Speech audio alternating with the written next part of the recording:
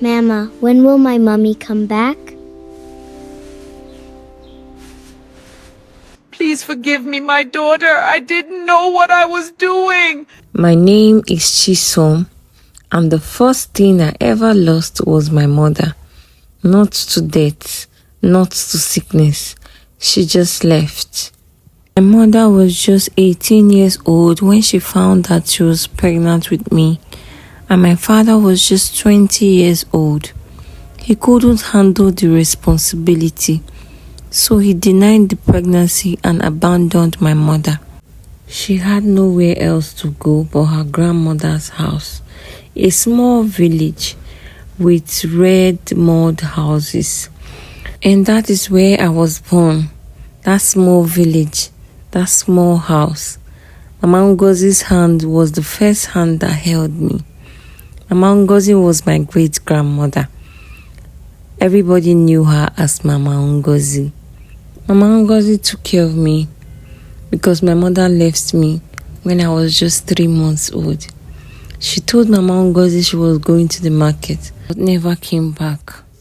For a long time, I told myself she got lost, that something happened to her on the road, that she wanted to come back but couldn't.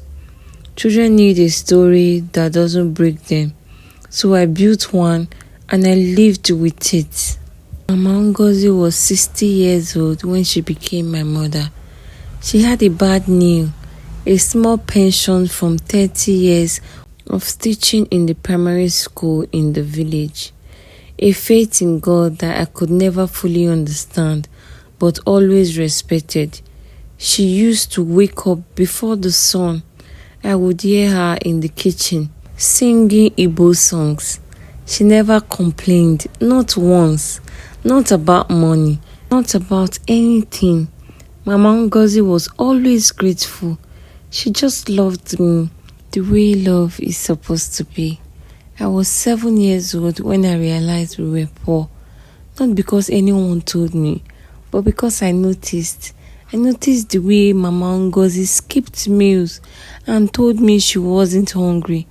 I noticed the uniform she mended 3 times before she let me wear it to school.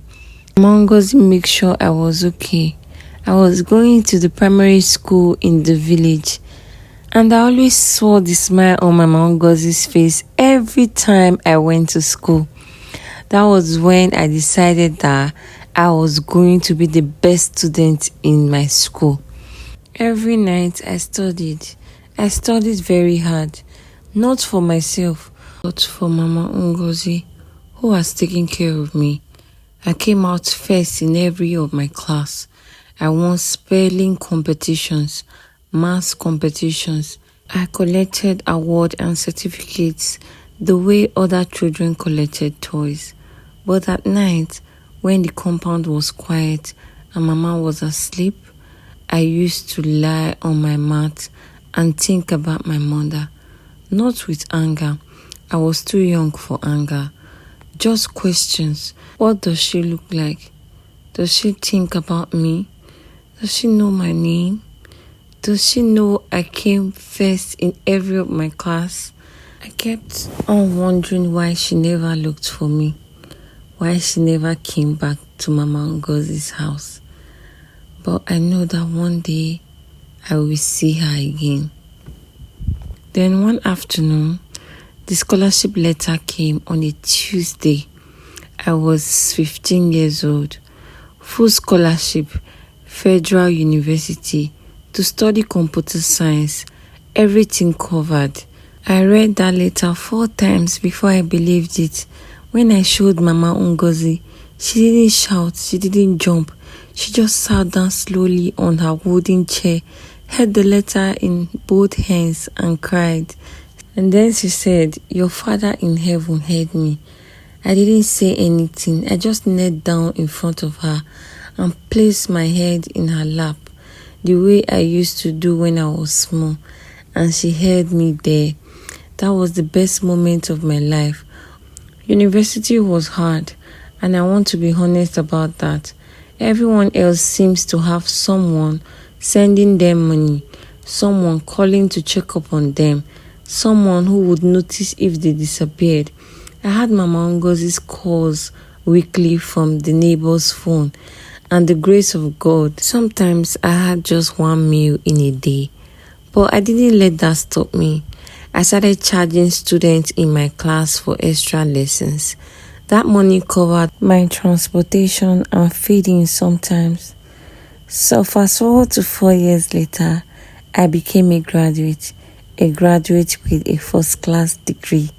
And Mama Ngozi was there. She came all the way from the village just to celebrate with me. When I saw her, I couldn't hold my tears. I showed her my degree and we both cried. After 1 year, I was done with my NYSC, and 3 months later, I got a job at a big tech company in Lagos. I was so happy. I called Mama immediately and told her the good news. And the first salary I ever received, I sat with it for a long time before I spent it. I looked at the number on my phone screen and I thought about every meal Mama Ngozi skips just so I could eat, every uniform she mended, every morning she woke up before the sun. Then I transferred half of it to the neighbor's account and asked him to give it to Mama Ngozi and tell her I was fine.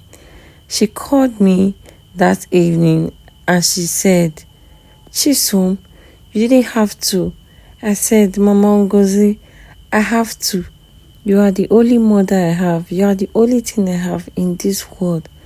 If I have to give you everything I own, Mama Ngozi, I will do that for you."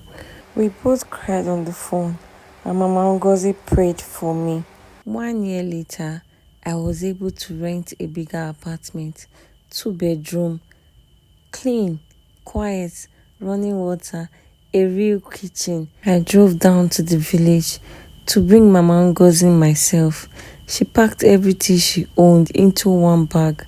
I noticed she included the kerosene lamp and I didn't say anything. I just put it in the car. When we arrived, I opened the door to the apartment. She stood at the entrance for a long time. Just stood there, looking at everything. Then she turned to me and said, "Is this yours?" I said, "Ours, Mama." She walked in slowly. She touched the wall. She went to the kitchen and opened the tap. It ran clean water. Mama smiled and looked at me and said, "My child, you have done so well for yourself. I am very proud of you." We hugged each other and cried. And then I said to Mama Ngozi, "You deserve this and many more. I just want you to be happy always. You took care of me. Now it's time for me to take care of you." 2 years later, Ifeanyi came into my life, the way good things often do, quietly without announcement. He was my colleague's friend. We met at a small gathering, the kind where everyone is really trying to impress everybody. He was the only one who noticed I haven't touched my food, and he asked me if I wanted to leave. I said yes, and we walked to a suya spot nearby and talked until midnight. He was not perfect, but he was present. He paid attention in the way that some people do. He made me laugh so hard. So we started seeing each other from that day. So one evening, I told him everything about my mother and how Mama Ngozi took care of me and how I brought her to the city and she has been living with me for 2 years now. He listened without interruption. When I finished, he was quiet for a moment. Then he said, "You didn't deserve any of that. Nobody deserves to live without a mother. But I'm very glad that Mama Ngozi took care of you just like her daughter." We got married on a Saturday in December. Small, quiet wedding. Mama Ngozi was so happy. And seeing Mama Ngozi this happy made me so fulfilled. By this time, I have forgotten I even had a mother because Mama Ngozi was everything and more to me. Then one day, my husband got a call from his cousin. She said someone was with her and the person wanted to speak with me. I said, "Me? Are you sure?" She said, "Yes." Immediately I heard her voice. I knew who she was. And then she called my name. "Chisom, is me your mother?" And I said, "I have a mother and she's right here with me. I do not know you. Goodbye, ma'am." Then I ended the call and I never discussed that with anybody. So one day, I heard a knock at my door. And when I opened it, it was her. I just knew it was her. She called my name again. "Chisom, is me your mother?" I looked at her. I didn't say anything. Then she went down on her knees and started crying and begging me to please let her explain. I didn't let her finish. I asked her, "Why? Why did you leave me?"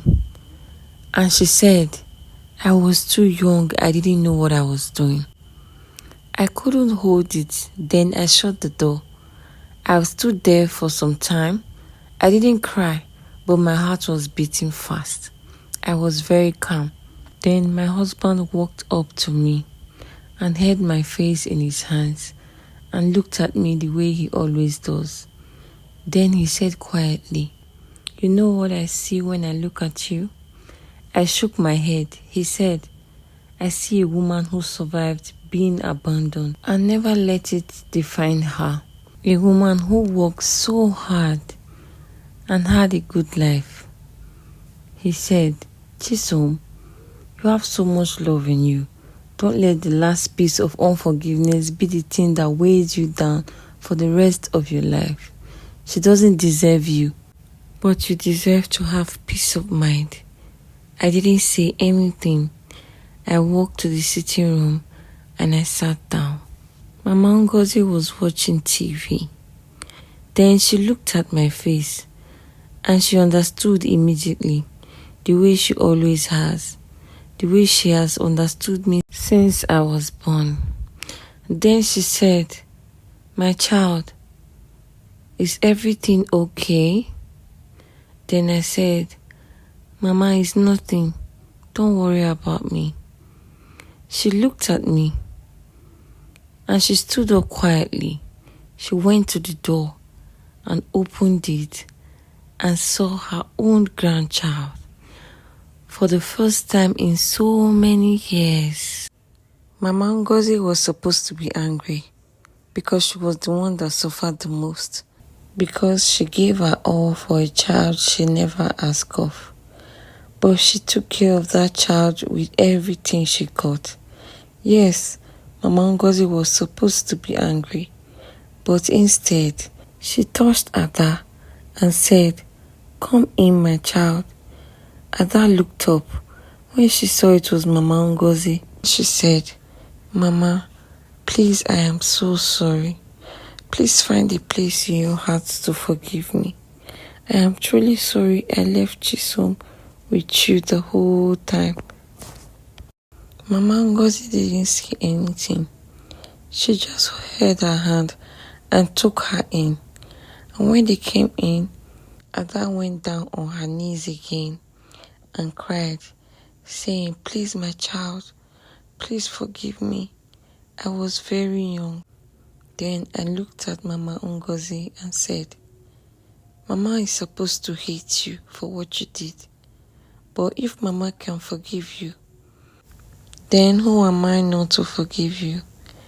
I took her hand and I said, "I am letting go. All of it. Not because it didn't hurt. It did. But I had Mama, my Mama Ngozi. I had my husband, Ifeanyi. I had everything. So right now, I forgive you." She put me into her arms and hugged me so tightly.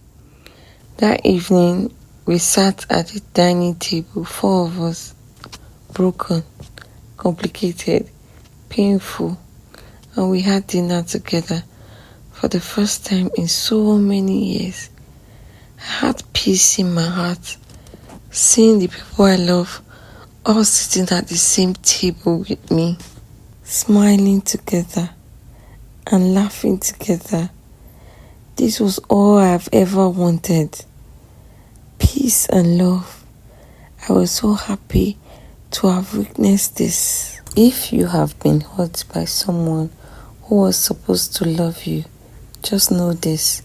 Sometimes the people who hurt us the most are not strangers. They are the ones that brought us to this world. And as painful as it is, we have to remember something. Our parents are not perfect. They are just human, trying to figure out life the same way we are. Sometimes they make choices that hurt us deeply, choices we may never understand. But holding on to that pain do not change anything. It only keeps you stuck. Forgiveness is not about saying what they did was right. It's not about forgetting. It's about freeing yourself. Because at the end of the day, you deserve peace. So if you can, please forgive your parents. Not because they were perfect, but because they were human. If you enjoyed this story, please like, share, and follow for more African tales.